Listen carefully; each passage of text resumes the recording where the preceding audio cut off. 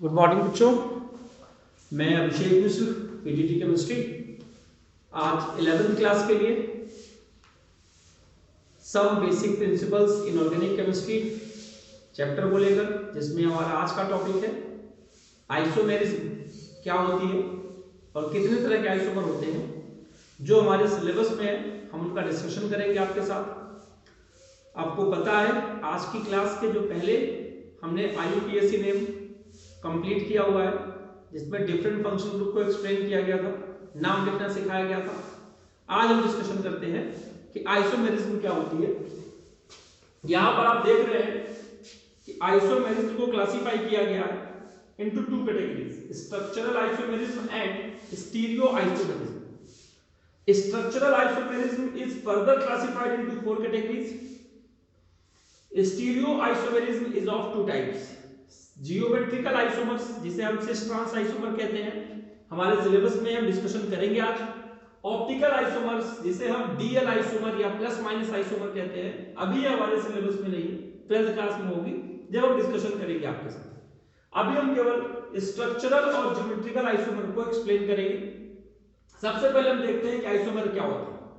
तो आइसोमेरिज्म का जो मतलब होता है, अगर मॉलिक्यूलर फार्मूला सेम हो, मॉलिक्यूलर फार्मूला सेम, और अगर प्रॉपर्टीज चाहे फिजिकल हो चाहे केमिकल हो डिफरेंट हो, the compounds having same molecular formula but different physical and chemical properties, different structure are said to be isomers and the phenomenon is known as isomerism. Simple सा concept है। अब इसमें structural isomer किसे कहा गया? Same molecular formula, same molecular formula और different structure. यहां पे क्या कहा गया? Same molecular formula but different position of functional group around the different position of group और atoms around the double bond in case of geometrical isomer. और optical isomer के बारे में कहा गया कि नॉन सुपर इंपोजेबल मिरर इमेज जो form करे। ये बातें हम 11th क्लास में नहीं डिस्कस करेंगे, 12th क्लास में बताएंगे। अभी हम सिर्फ बात करते हैं स्ट्रक्चरल और ज्योमेट्रिकल आइसोमर की। तो स्ट्रक्चरल की शुरुआत करते हैं। Those compounds which have same molecular formula but different structure are called structural isomers. इनके प्रॉपर्टीज भी अलग अलग होते हैं और इनका हम डिस्कशन करते हैं। नंबर 1 है चेन आइसोमर। तो जो चेन आइसोमर में आप देख सकते हैं, मैं एग्जांपल आपको दिखा रहा हूं, हम यहां पर नंबरिंग कर देते हैं 1 2 3 4। तो फर्स्ट में जो एग्जांपल आपको दिखाना चाहते हैं 1 2 3 4, इसे हम एन ब्यूटेन कहेंगे। क्या कहेंगे? N butane. लेकिन जब इसी का आइसोमर हम आइसोब्यूटेन बनाएंगे, आइसोब्यूटेन, जिसका एक नाम हो जाएगा 2 मिथाइल प्रोपेन, 2 मिथाइल प्रोपेन। उम्मीद है कि आपको बात समझ में आ रही होगी। तो ये जो आपका है, आप इसका मॉलिक्यूलर फार्मूला चेक कर लीजिए, C4H10। This is the molecular formula of butane, the number 1 structure in which all valencies are satisfied by hydrogen atom. Similarly in second case H आप अपने आप लगा लीजिएगा। तो ब्यूटेन के दो स्ट्रक्चरल आइसोमर्स हैं, पहला एन ब्यूटेन, दूसरा आइसोब्यूटेन। ये आपने 10th क्लास में पढ़ा भी हुआ है। इसी तरह इसका एक फार्मूला है C5H12, 1 2 3 4 5, एन पेंटेन। क्या नाम इसका? N pentane. ये भी आपने 10th क्लास में पढ़ा हुआ है। इसका ब्रांच वाला आइसोमर आइसो पेंटेन, और एक और ब्रांच इसमें आती है जिसे हम बोलते हैं नियो पेंटेन।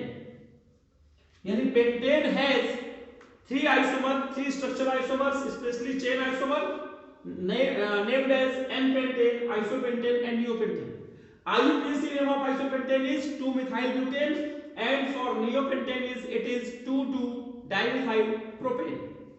अब नेक्स्ट हम बात करते हैं, अगर हम हेक्सेन की बात करें C6H14, तो ये आपका होमवर्क रहेगा कि आप हेक्सेन के चेन आइसोमर कैसे बनाओगे, कितने बनेंगे उसमें।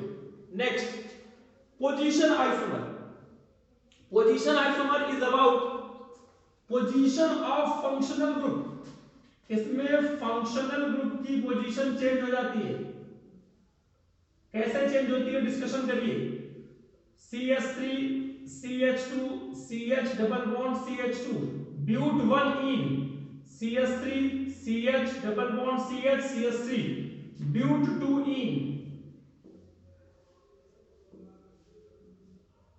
ब्यूट 1 इन और ब्यूट 2 इन में क्या डिफरेंस है. मॉलिक्यूलर फार्मूला C4H8 दोनों केस में है, but what is the difference. Difference is position of double bond. First case में it is between 1 and 2nd carbon, and in second case it is between 2nd and 3rd carbon atom. That is why they are named differently, like but 1 in and but 2 in. Next, अच्छा similarly एक और example यहां पर लिया जा सकता है. Propane 1 ol and propane 2 ol. This is the example of positional isomer in which position of OH group is different. अगर हम मॉलिक्यूलर फार्मूला की बात करें तो C3H 32527 and O. This is the molecular formula of either propane 1 ol or propane 2 ol. But position of OH group is different. That is why it is categorized as positional isomer. Number 3, functional isomer. Functional group ही different हो जाता है. Functional isomer में functional जो group होता है वही different हो जाता है. It is exist between aldehyde and ketone like CH3 CH2 CHO and CH3 C double bond O CH3. propanol and propanol. Molecular formula is C3H6O. Aldehyde और ketone के बीच में जो बॉन्डिंग आपको दिख रही है, it is said to be functional isomers because both have same molecular formula but different functional group. Similar example is glucose and fructose. Glucose and fructose. जो बच्चे इंटरेस्टेड हो वो आप डिस्कशन करें, तो आप बुक में ढूंढो कि ग्लूकोज और फ्रक्टोज में क्या डिफरेंस है, जबकि दोनों का मॉलिक्यूलर फार्मूला C6H12O6 है. फंक्शनल ग्रुप के बाद metamers. Metamers special kind of isomers in which position of carbon atom around the double bond is different. Around the oxygen atom is different. Sorry, heteroatom बोलते हैं उसे. आप इसे आसानी से समझ सकते हैं. इथॉक्सी इथेन है नंबर 1 और नंबर 2 मिथॉक्सी प्रोपेन और मॉलिक्यूलर फार्मूला दोनों का है C4H10O. Same molecular formula but different number of carbon atoms around heteroatom. heteroatom को छोड़ के हम ऑक्सीजन एटम यहां पर लिए हैं. और भी एग्जांपल इसके लिए जा सकते हैं, जैसे एमीन का है.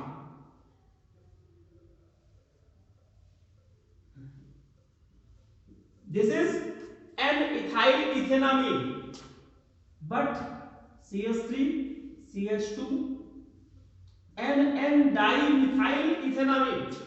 तो ये इसका नाइट्रोजन एटम के अराउंड कार्बन एटम डिफरेंट है. That is why they are categorized as metamers. Same molecular formula but different number of carbon atoms around the heteroatom. In case of ether heteroatom is oxygen, in case of amine heteroatom is nitrogen. उम्मीद करता हूं कि आपको structural isomerism समझ में आई होगी. अब हम बात करते हैं स्टीरियो आइसोमेरिज्म. इसमें डिफरेंट पोजीशन ऑफ एटम्स और groups, different spatial arrangement around the double bond in case of geometrical isomer.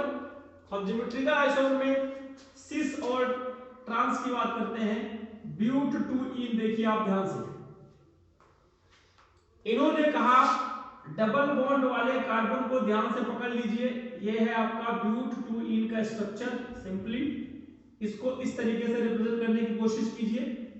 अगर H और H सेम साइड है then it is said to be cis but two ene. अगर H और H इस double bond के plane में same side है then it is said to be cis but two ene. And F if the position of H atom is of opposite side, the position of CH3 group is of opposite side, then it is said to be transformed. Cis bute to ene and trans bute to ene. Similarly, if we talk about concept, the concept is that same group, same side, cis, same group, different side, trans. बस आपको ये find out करना है कि double bond की position एकदम आप इस तरीके से रिप्रेजेंट करेंगे, स्ट्रक्चर कैसा भी गिवन हो इस तरीके से लिख के आपको रिप्रेजेंट करना पड़ेगा। अब मैं आपको एक बात बताऊं, अगर इस तरीके से भी कहा जाए A और A कॉमन है लेकिन यहां B है और D है, तो हम B और D के रिस्पेक्ट में नहीं देखेंगे, A के रिस्पेक्ट में देखेंगे ये सिस है और A के रिस्पेक्ट में देखेंगे ये ट्रांस है। B और D से हमें कोई लेना देना नहीं है। अगर होता है तो अच्छी बात है, यानी इस तरह के कंपाउंड में भी CH3 C Cl double bond C Br CH3, इस तरह के कंपाउंड में भी सिस और ट्रांस आइसोमर हो सकता है। यहाँ B की जगह आपका Cl है, D की जगह आपका Br है, यहाँ भी आपका Cl है, यहाँ भी आपका Br है।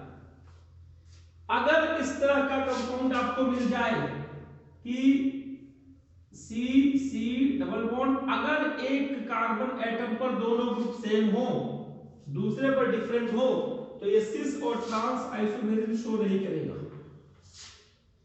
सिस और ट्रांस आइसोमेरिज्म शो करने के लिए इस बात को समझिए कि एक कार्बन के पास दोनों ग्रुप सेम नहीं होने चाहिए। If both the group is same on the double bonded carbon atom then that compound will not show cis and trans isomerism। ये आपको समझना है। आपके एनसीईआरटी में हाइड्रोकार्बन के चैप्टर में एल्कीन में बहुत सारा एग्जांपल दिया हुआ है। इसको सॉल्व करने के लिए मैं चाहूंगा कि इसका होमवर्क आप लोग जरूर करें, सिस ट्रांस आइसोमेरिज्म का। और कहां से करेंगे? चैप्टर का नाम है हाइड्रोकार्बन, अगला चैप्टर है और उसमें एक टॉपिक है एल्कीन। एल्कीन में आपको ये दिख जाएगा कि डबल बॉन्ड एल्कीन को रिप्रेजेंट करता है, उस एल्कीन के चैप्टर में आप ये देख सकते हैं। Optical isomerism is also an example of stereoisomerism in which the compounds have same molecular formula, same structure, same physical and chemical properties. What is the difference? The difference is with respect to the difference is in their behavior with respect to the plane polarized light। एक compound होता है, एक isomer होता है जो plane polarised light को right में घुमाता है, उसे हम डी फॉर्म कहते हैं, यहाँ डी दिखाया गया है डेक्स्ट्रोरोटेटरी। और दूसरा कंपाउंड होता है एल फॉर्म लिवोरोटेटरी, वो लेफ्ट हैंड साइड घुमाता है प्लेन पोलराइज्ड लाइट को, उसे बोलते हैं लिवोरोटेटरी। 12th के बच्चे ये ज्यादा समझेंगे क्योंकि उनको ये बात पढ़ाई जाती है। तो अगले साल इसका डिस्कशन करेंगे 12th 11th के बाद, जब आप 12th क्लास में ऑर्गेनिक केमिस्ट्री पढ़ेंगे। तो मैं चाहूंगा कि ये नॉर्मल कॉन्सेप्ट ऑफ आइसोमेरिज्म आप इसे समझे कि आइसोमर क्या होते हैं, हेक्सेन का आइसोमर बना के देखें। कंपाउंड से आपको कोई मॉलिक्यूलर फार्मूला मिले तो अपने आप प्रैक्टिस करके देखिए कि इसके कितने आइसोमर बनाए जा सकते हैं। More the practice more you will be confident. जितना आप प्रैक्टिस करेंगे, जितना आप देखेंगे, जितना आप खेलेंगे केमिस्ट्री से, उतना आपको ये ज्यादा समझ में आएगी। तो आज की क्लास में हम इतना ही बताते हैं। अगली क्लास में हम डिस्कशन करेंगे कि इलेक्ट्रोफाइल क्या होता है, न्यूक्लियोफाइल क्या होता है। ये आप इसे आज होमवर्क की मान लीजिए, तो आप पढ़ के रखिएगा। तो इलेक्ट्रोफाइल न्यूक्लियोफाइल को बताने के बाद रिएक्टिव इंटरमीडिएट्स के बारे में बात करेंगे। जिसमें यह दिखाया जाएगा कि किसी भी रिएक्शन के होने के लिए, किसी भी रिएक्शन की मैकेनिज्म को समझने के लिए इंटरमीडिएट्स को जानना जरूरी है। लास्ट में मैं यही कहूंगा कि अपने आप को कोरोना से सुरक्षित रखिए, सोशल डिस्टेंसिंग का पालन कीजिए। उम्मीद करेंगे कि आपका स्कूल जल्दी खुलेगा और हमारी मुलाकात आमने सामने होगी। आज की क्लास में बस इतना ही। धन्यवाद।